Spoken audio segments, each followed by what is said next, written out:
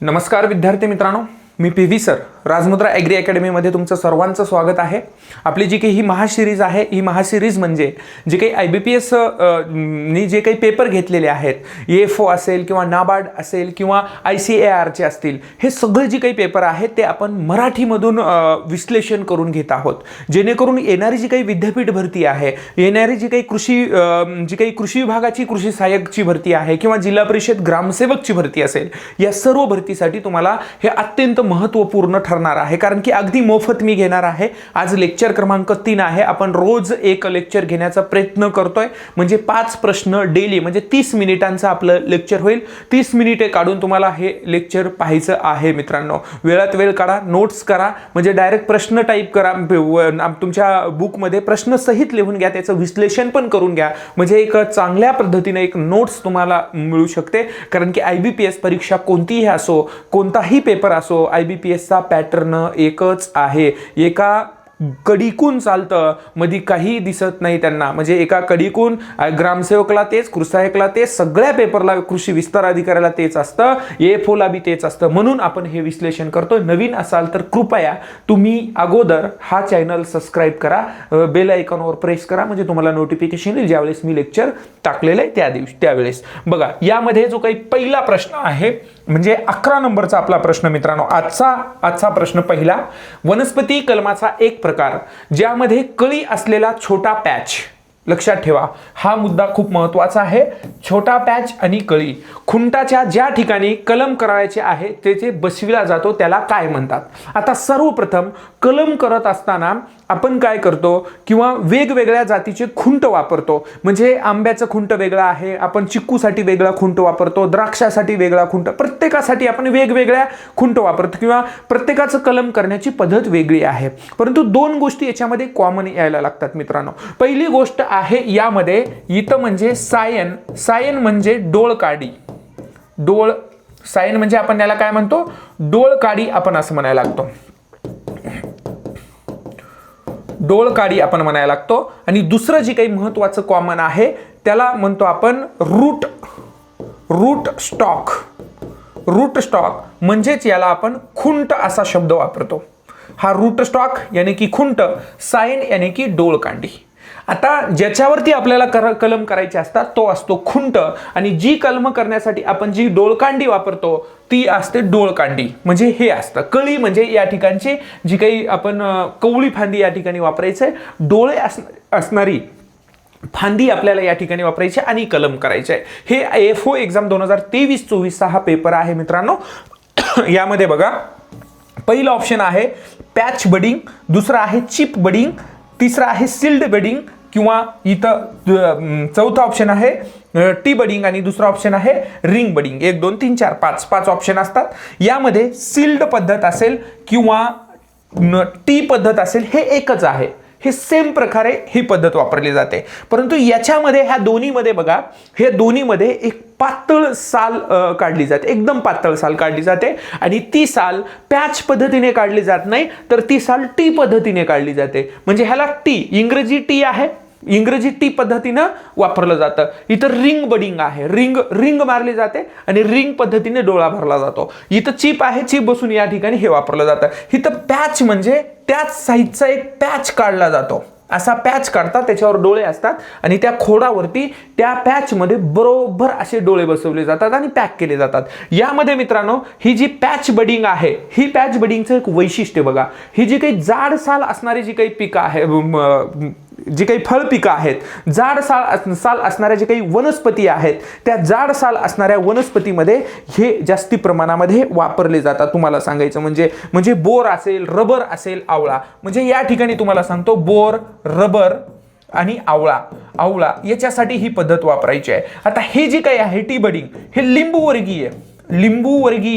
लिंबूवर्गीय झाडे, म्हणजे इथं लिंबू म्हणजे संत्रा असेल, मोसंबी असेल, लिंबू असेल, याच्यासाठी वापरायचं आहे. त्याचबरोबर बोर असेल किंवा गुलाब याच्यासाठी सुद्धा डोळे भरण्यासाठी टी पद्धतीचा वापर करतो आपण. त्यानंतर रिंग पद्धतीने जर तुम्हाला डोळे भरायचे असेल तर रिंग पद्धतीने इथं बोराचा वापर करतो. बोर आणि मलबेरी तुतीचा प्रकार आहे, मलबेरी याचा वापर रिंग पद्धतीने तुम्ही इथं भरू शकता. पातळ साल याच्यामध्ये पाहिजे, फक्त पॅच पद्धतीनं इथं जाड साल घ्यावी लागते. त्यानंतर इथं जी काही चिप बडिंग आहे, चिप बडिंगनं इथं आंबा पिकाचे तुम्ही डोळे भरू शकता. आंबा पिकासाठी आता इथं सील्ड पद्धत आहे. सील्ड पद्धत म्हणजे इथं ऑप्शन आहे फक्त बरं का. सील्ड पद्धत आणि टी पद्धत जवळ एकच, लक्षात ठेवा. जवळपास म्हणण्यापेक्षा मी तुम्हाला एकच म्हणेल, सील्ड आणि की टी पद्धत.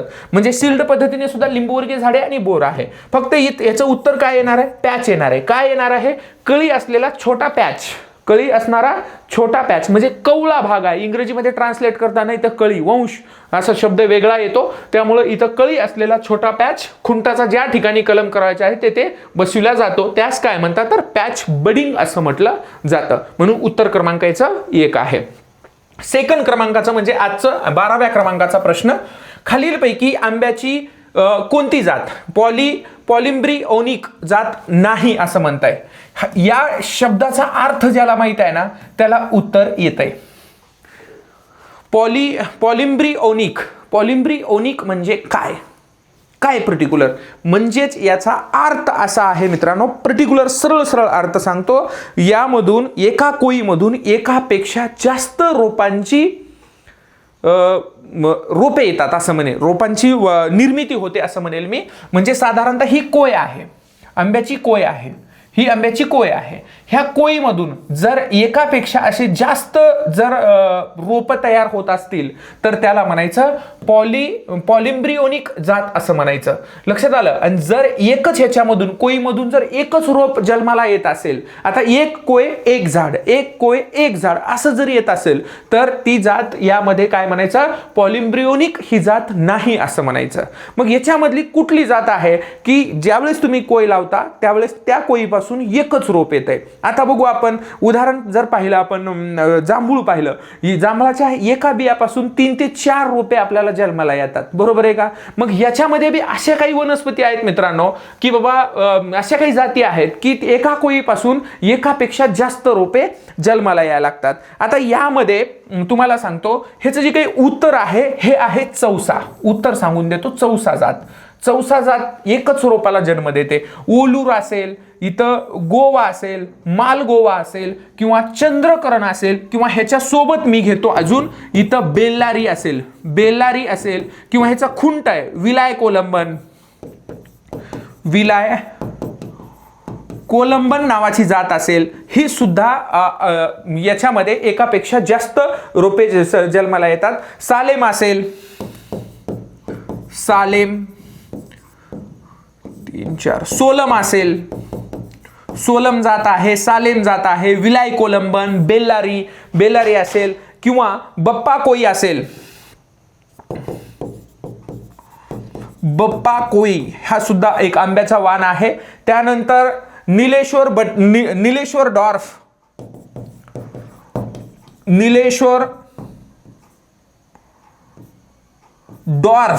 बट्टू म्हणतात त्याला, पण त्याला आपण निलेश्वर डॉर्फ असं म्हणूया. निलेश्वर डॉर्फ किंवा निलेश्वर बट्टू या नावाने सुद्धा ती ओळखली जाते. किंवा कुरकुन ही सुद्धा याची आंब्याची जात आहे. विलाय कोलंबन, कुरकुम असेल, बेल्लारी असेल, सालेम असेल किंवा ओलूर असेल, मालगोवा असेल, गोवा असेल, चंद्रकरण असेल. आपण जे आंबा आहे ना, आंब्याचं ज्यावेळेस आपण खुंट वापरतो त्याच्यासाठी आंब्याचं खुंट कलम करण्यासाठी कोणते खुंट वापरतात त्यावेळेस आपण वाचतो बघा, चंद्रकरण असेल, बेल्लारी असेल किंवा विलाय कोलंबन असेल किंवा ओलूर असेल, हे खुंट आपण वापरतो. ह्याचं रिझनच हे आहे मित्रांनो, लक्षात ठेवा. एकापेक्षा जास्त रोपांची निर्मिती होते. ज्या एकापेक्षा जास्त रोपांची निर्मिती होते ते आंब्यांच्या जे काही जाती आहेत ह्या जाती बेल्लारी, विलायकोलम, सालेम, सोलम, बप्पा कोई किंवा निलेश्वर बट्टू किंवा निलेश्वर डॉर्फ आपण म्हणूया, कुरकुन म्हणूया, ह्या ज्या काही सर्व जाती आहेत या जातींना पॉलिम्ब्रिओनिक या जाती आपण असं म्हणू शकतो. एकापेक्षा जास्त रोपांची निर्मिती होत असते. फक्त याच्यातली एकच चौसा नावाची जात आहे त्याच्यामध्ये एकाच रोपाची निर्मिती होते आणि याच्या व्यतिरिक्त जे काही बाकीच्या जाती आहेत त्यामध्ये सुद्धा एकाच रोपाची निर्मिती होत असते. हे महत्त्वाचा मुद्दा तुम्ही डोक्यात ठेवलं पाहिजे मित्रांनो. बघा पुढचा प्रश्न घेऊया. खालील भाताची कोणती जात आहे? खूप महत्त्वाचा क्वेश्चन आहे. भाताची कोणती जात चमत्कारिक जात म्हणून ओळखली जाते? भाताची कोणती जात आहे चमत्कारिक जात म्हणून ओळखली जाते? Miracle rice. मिरॅकल राईस काय? मिरॅकल राईस चमत्कारिक जात काय आहे? ही जी जात आहे, ही जात आपल्या भारत देशासाठी एक वरदान आहे, एक चमत्कार आहे. चमत्कार म्हणजे एवढं उत्पादन आहे, या एक संकरित जात आहे. म्हणजे जे काही केंद्रीय आपण म्हणतो आंतरराष्ट्रीय भात संशोधन केंद्र, आंतरराष्ट्रीय भात संशोधन केंद्र आपण म्हणतो फिलिपाईन्समध्ये,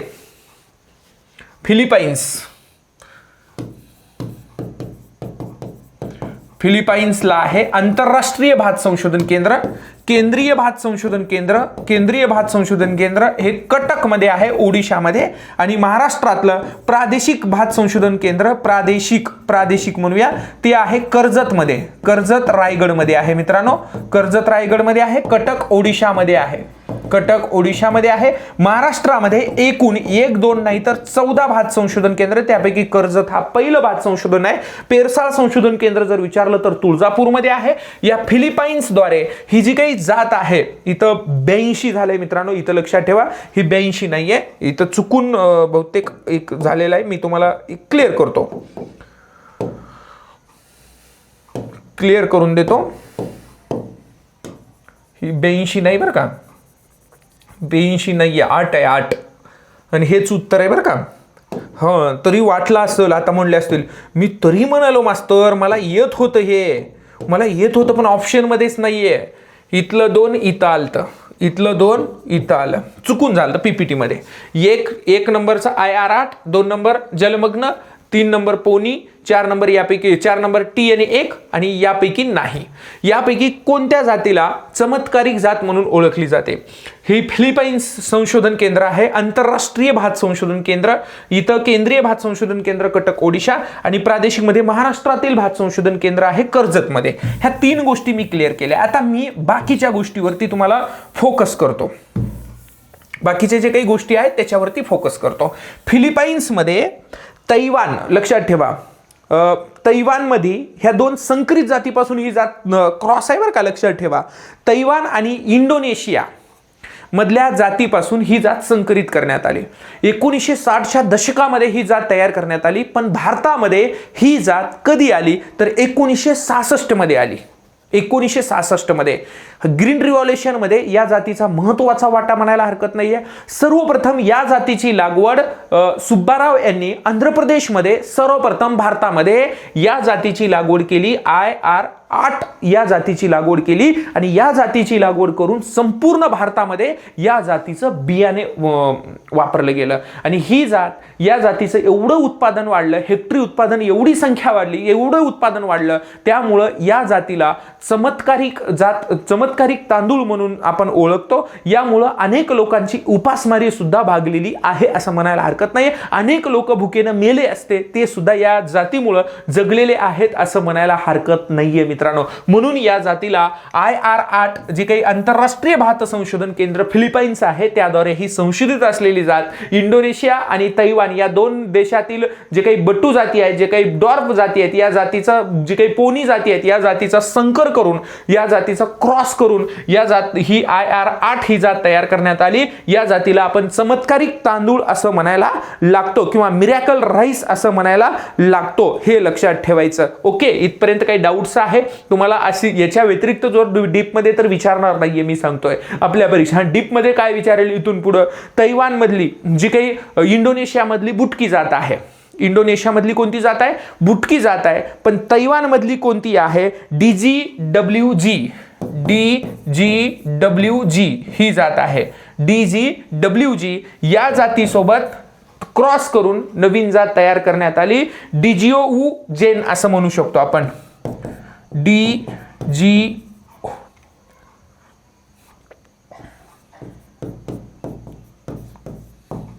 डिजिओझिन असं सुद्धा नाव येऊ शकतं. डिजिओ ओजिन काहीतरी आहे, माफ करा, ओजिन असं काहीतरी जातीचं नाव आहे बरं का. यालाच या नावाने ओळखलं जातं. DGWG भारतामध्ये DGOOजिन हे नाव आहे कुठलं, हे तैवानमधलं, आणि भारतामध्ये ह्याला DGWG असं नावाने ओळखलं जातं. आणि इंडोनेशियामधली जी काही बुटकी जी काही जात आहे त्याच्यासोबत क्रॉस केलं आणि ही नवीन जात तयार झाली IR8 म्हणून उत्तर हा आहे. ही चमत्कारिक तांदूळ लक्षात ठेवा. ओके, ओरायझा सटाईवा या नावाने आपण या भाताला ओळखतो. त्यानंतर बघा पुढचा प्रश्न आहे, मेंढीचा गर्भधारण कालावधी किती आहे? मेंढीचा गर्भधारण कालावधी किती आहे? मेंढी बघा, आपण जर विचार केला मित्रांनो, आपल्याकडे कॉमन जनावर आहेत. शेळी आहे, मेंढी आहे, गाय आहे, म्हैस आहे. ह्यांचं कॉमन IBPS विचारत नाही जास्त. हे विचारलं IBPSनं, पण जास्त विचारत उंट, ससा, घोडा यांचं IBPS जास्त भर देते. आणि विशेष आहे पशुसंवर्धनवर IBPS हमखास जास्त प्रश्न विचारते. IBPSला पशुसंवर्धन खूप आवडतो. IBPSला तुम्हाला आतापर्यंत माहिती आहे, आपण कृषी सेवकला कृषी सेवकला पशुसंवर्धन नाही विषय, पशुसंवर्धन येत नाही परीक्षेमध्ये म्हणून आपण तो विषय काढून टाकला डोक्यातून, परंतु यावरती प्रश्न विचारला गेला. आता तुम्हाला सांगतो, शेळी आणि मेंढीचं जवळपास सेम आहे. आता तुम्हाला या गोष्टी इथं सांगतो, याचं उत्तर काय येणार आहे, तर इथं ती 5 महिने 5 दिवस आहे. आता ह्याच्यात 5 महिने 5 दिवस कुठं आहे का? 147 दिवस जवळपास कुठे आहे का? इथं नाहीये, कुठंच नाहीये. फक्त याच्या एक पर्यायामध्ये आहे म्हणून उत्तर हे आहे. आपण उदाहरण फॉर एक्झाम्पल बघूया. इथं गाय आहे, इथं गाय आहे. गाय 282 दिवस आहे. गाय किती आहे? 282 दिवस आहे. इथं शेळी आहे, इथं मेंढी पण आहे. शेळी आहे, मेंढीचा आपण इथं पाहिलं 147 प्लस 3, 147 प्लस 3 आहे. शेळीचं काय पाहिलं 150 प्लस 2 पाहिलं शेळीचं इथं.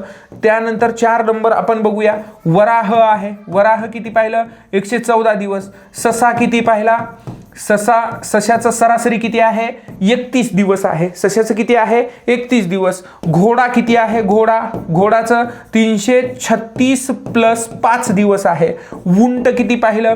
उंटाचं मेल आणि फिमेल, जर गर्भामध्ये मेल असेल आणि गर्भामध्ये जर फिमेल असेल तर हे सरासरी अंतर याच्यामध्ये वाढलेलं असतं. 385 ते 390, 385 ते 390 दिवस हे उंटाचा आहे. कशाचा आहे? उंटाचा आहे. ससा, घोडा, उंट, मेंढी पाहिलं, शेळी पाहिलं, ही आणि म्हशीचं पाहिलं का रे? म्हशीचं बघू की, म्हशीचं असेल की, म्हैस आहे, म्हशीचं वॉटर बफेलो 10 महिने 10 दिवस आहे म्हशीचं. म्हणजे इथं परीक्षेमध्ये आलेलं बरं का IBPS 311 प्लस 10 असं आलेलं आहे. 311 प्लस 10 म्हणजे तिथपर्यंत, त्या ॲव्हरेज पर्यंत ह्यांचा गाभण काळ असू शकतो. म्हणजे हे जे गाभण काळ मी सगळे दिलेत, IBPS विचारण्याची अशी पद्धत आहे. शेळी 150 प्लस 2, इथं मेंढी 147 प्लस 3, असे वरचे दिवस हे विचारते. हे सरासरी ॲव्हरेज काढून, म्हणजे दिवस संपून सुद्धा एवढे दिवस जास्त एक्स्ट्रा हे घेऊ शकतात म्हणून विचारलं जातं मित्रांनो. हे लक्षात ठेवा. हे 185 ते 100 याच्यामध्ये उंटामध्ये जर गर्भामध्ये मेल असेल आणि फिमेल असेल तर या गर्भामध्ये हे मागे पुढे होऊ शकतं. म्हणजे जे काही कालावधी आहे ते मागे पुढे होऊ शकतो. हे लक्षात ठेवायचं आहे. ओके. आणि आजचं जे काही शेवटचा प्रश्न आहे तुम्हाला मी सांगतो. प्राणी विज्ञानमध्ये स्टेग हा शब्द खूप महत्वाचा आहे, खूप महत्वाचा आहे पोरांनो. प्राणी विज्ञानमध्ये स्टेग हा शब्द कशासाठी वापरला जातो बघा. एकच पेपर आहे तर ह्या पहिल्या 15 मध्ये 2 प्रश्न आले ह्या पशुसंवर्धनावरती. बघा स्टेग हा शब्द कशासाठी वापरला जातो आपण पाहिलं. मेलसाठी वेगळं आहे, फिमेलसाठी वेगळं आहे, समूहाला वेगळं म्हणतं, प्रजननाची जी क्रिया आहे याला वेगळं म्हणतं, मीटिंगची क्रिया जी आहे प्राण्यांची याला वेगळा शब्द आहे, ज्यामध्ये जे काही खच्चीकरण केलेला जो नर आहे याच्यासाठी वेगळा शब्द आहे, प्रत्येका किंवा मादी आहे किंवा वांझ मादी आहे याच्यासाठी प्रत्येकासाठी वेगळा शब्द आहे या प्राणीमध्ये. लक्षात आलं? आपण पाहिलेलं आहे. ओके.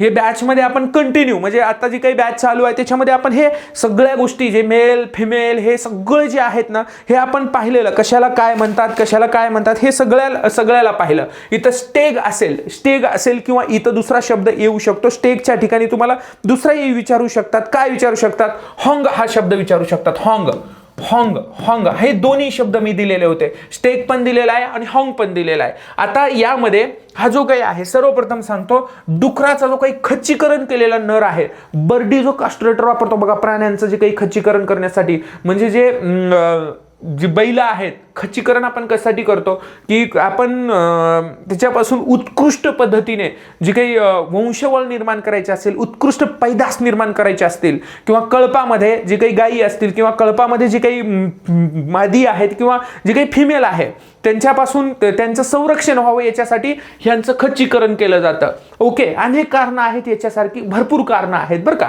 पण याच्यातले काही कारणं तुम्हाला सांगितलं. डुकराचा खच्चीकरण केलेला नर म्हणजे ह्याला स्टेक किंवा हॉंग म्हणतात, हे तुम्ही लक्षात ठेवायचं आहे. आणि घोडाचा जो काही आहे ह्याला ग्लेड म्हणतात, ग्लेड. घोड्याचा खच्चीकरण केलेला नर म्हणजे ग्लेड. शेळीचा जो काही खच्चीकरण केलेला नर आहे त्याला बक म्हणतात, बक. शेळीचा खच्चीकरण केलेला नर आणि बक म्हणतात. आणि जो मेंढी आहे, मेंढीचा खच्चीकरण केलेला जी काही आहे त्याला विडर म्हणतात, विडर किंवा वेडर. विडर म्हणा किंवा वेडर म्हणा. आणि गायीचा खच्चीकरण केलेला जी काही नर आहे म्हणजे बैल आहे, बैल म्हणतो आपण त्याला, बैल म्हणतो त्याला स्टीर म्हणतात, स्टीर.